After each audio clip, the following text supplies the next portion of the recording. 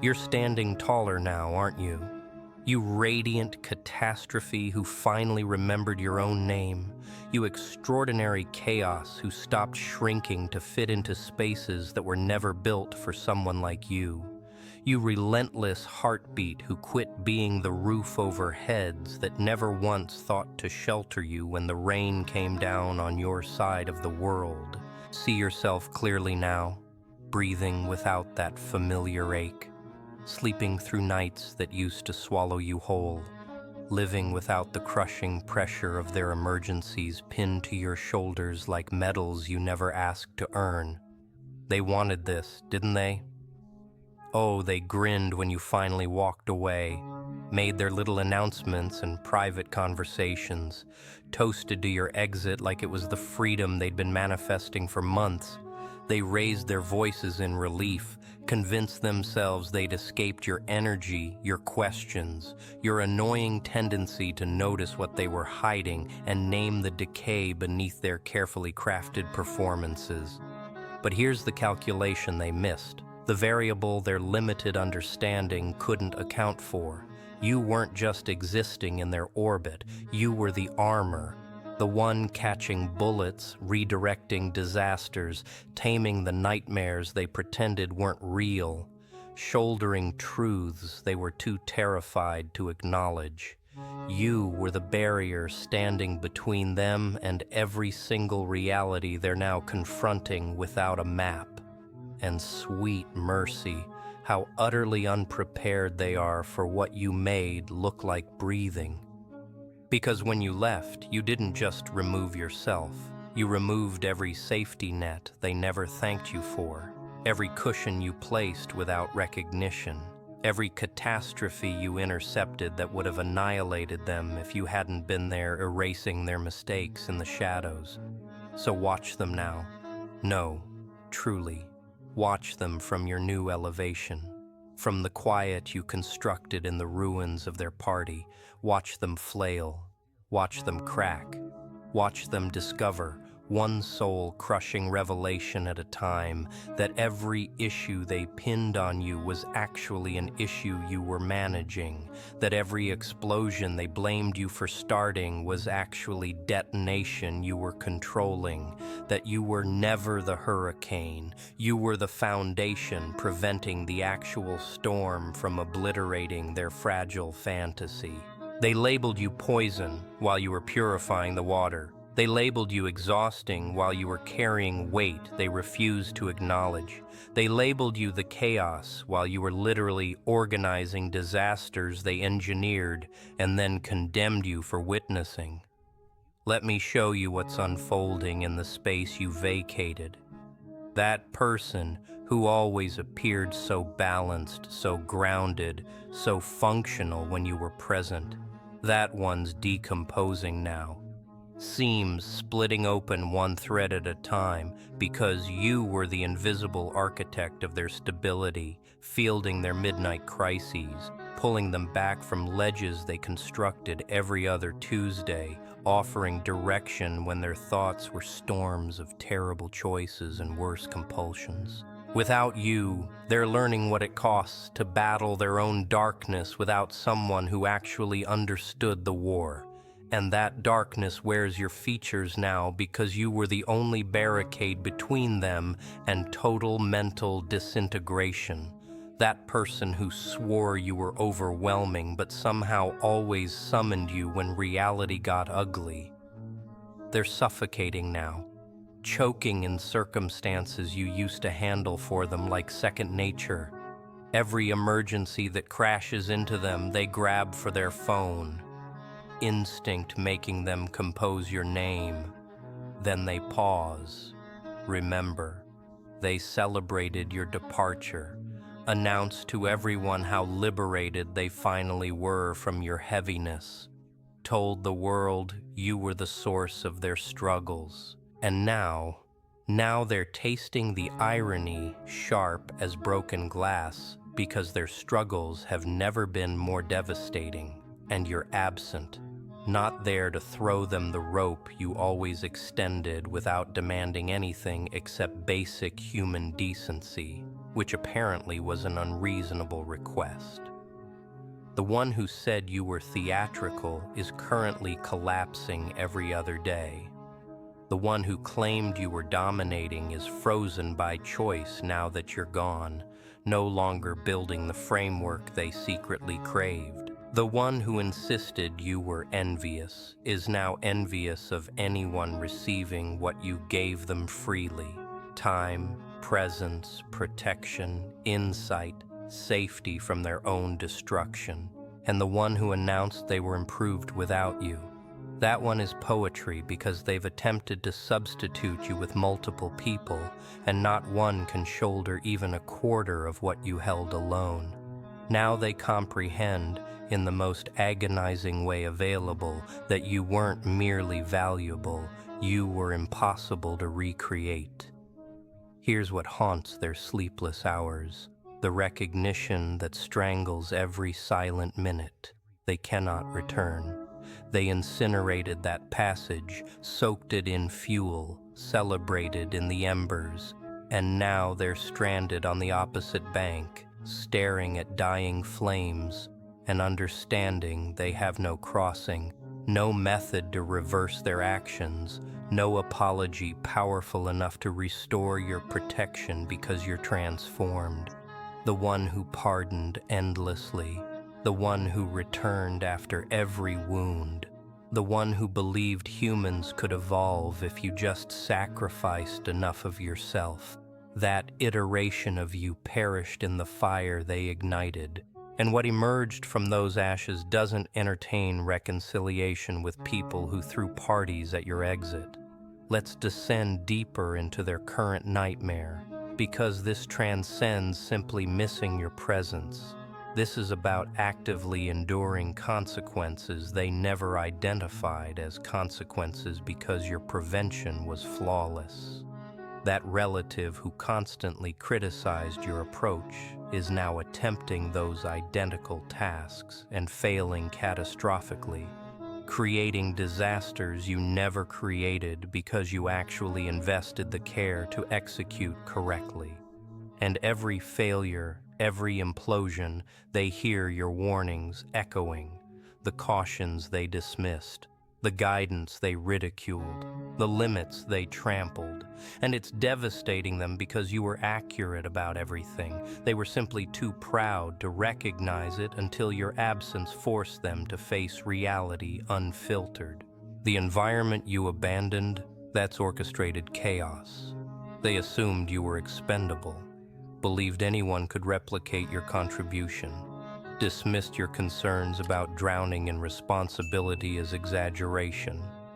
Multiple people are now attempting to cover what you managed independently, and they're crumbling. Initiatives disintegrating, relationships severed, frameworks collapsing because you weren't performing tasks. You were sustaining an entire ecosystem through your skill, your vision, your capacity to identify problems before they became extinctions. Your former associates, the ones who performed friendship to your face and betrayal behind your back, they're now submerged in responsibilities you made appear effortless, and every disaster reminds them of you, burns them. Burns because they understand they cannot reach you, cannot extract your help, cannot harvest your genius anymore because they prioritize their ease over your dignity. Let me illuminate the circle that's destroying itself without you. You were the foundation, not from desperation to belong, but because you possess the maturity to navigate tension, connect divisions, identify toxicity, uphold standards, maintain authenticity when everyone else was performing politeness and swallowing resentment. Without you, they're discovering what manifests when children attempt to sustain connections without someone demanding their growth, their honesty, their responsibility. The conversations are extinct. Gatherings are uncomfortable. Ancient conflicts you used to resolve are now erupting into absolute warfare. People are dividing, severing contact, having public breakdowns. And throughout it all, every single one understands this wouldn't be occurring if you remained. But their ego won't permit acknowledgement, so they suffer privately and pretend they don't ache with regret for celebrating your exit, your former partner. That deserves singular attention because the symmetry of their current reality is almost unbearably perfect. They craved independence, wanted self-discovery, wanted someone less complicated, wanted every advantage of your devotion without the growth that accompanied it. So you departed, granted them precisely what they requested, and now they're distinguishing between love and comfort, between partnership and servitude, between someone who elevated them and someone who merely encourages their deterioration. Their new situation is catastrophic, correct? Whether solitary or coupled, it's catastrophic, because alone reveals nobody else invests like you invested. And if they've found someone new, they're realizing that person lacks your dimensions, your power, your ability to witness them entirely and love them regardless while refusing to let them hide from their own magnificence. Here's their torment. You're not returning. They keep anticipating your weakness, your message, your loneliness overwhelming your memory. But every day accumulating, every week, every month, you're more distant, more radiant, flourishing in ways impossible when you carried their corpse weight. And it's annihilating them because they're trapped with the self you attempted to help them transcend. Trapped in cycles you were helping them shatter, trapped in suffering you were attempting to eliminate, and now without you, they're descending further, understanding too late that you weren't the weight pulling them under. You were the only thing preventing their drowning. The darkness you used to manage for them. Let's identify it specifically. Anxiety. Yours remained controllable because you understood processing, but theirs is devouring them now that you're absent to guide them through it. Offer perspective. Remind them that emotions aren't reality and terror isn't prophecy. Depression. You battled your own wars with it, but you also battled theirs. Retrieved them from abysses, provided reasons for continuation. Now they're in those abysses isolated, recognizing your presence was the only thing making those spaces survivable. And without you, the darkness is conquering. Addiction, whether chemical or behavioral. You were the accountability they required, the boundary they respected, the reflection displaying their truth. Now without you, they're regressing, surrendering to ancient patterns, self-destructing in slow motion because nobody else cares sufficiently to intervene or possesses strength to endure their opposition. Their own poison. That's the demon consuming them most severely. When you existed in their world, you absorbed it, alchemized it, reflected improved versions of themselves, granted them space for their worst while illuminating their best. You were neutralizing their toxicity so effectively they never recognized how destructive they were being, how much devastation they were causing, how much corruption they were releasing, because you were filtering it, transforming it, shielding them from the aftermath of their own actions. But now that poison has nowhere to flow except into their remaining connections, their work, their own consciousness, and it's corroding everything, incinerating through bonds, obliterating possibilities, consuming them from within, and they finally comprehend what you were doing all those years. You weren't generating the toxicity, you were containing it. Let's address the practical elements too, because it's not exclusively emotional and mental. You managed things. Mundane, adult, essential things that maintained functional existence, finances, timing, preparation, coordination, remembering, executing, being dependable, being steady, being the one who actually fulfilled commitments. Without you, they're experiencing what happens when you exist without a responsible adult present, and it's pandemonium. Overdue payments, abandoned appointments, neglected obligations, opportunities vanished because nobody remembered to maintain contact, catastrophes that could have been prevented if someone simply paid attention, and that someone was always you. Now you're absent.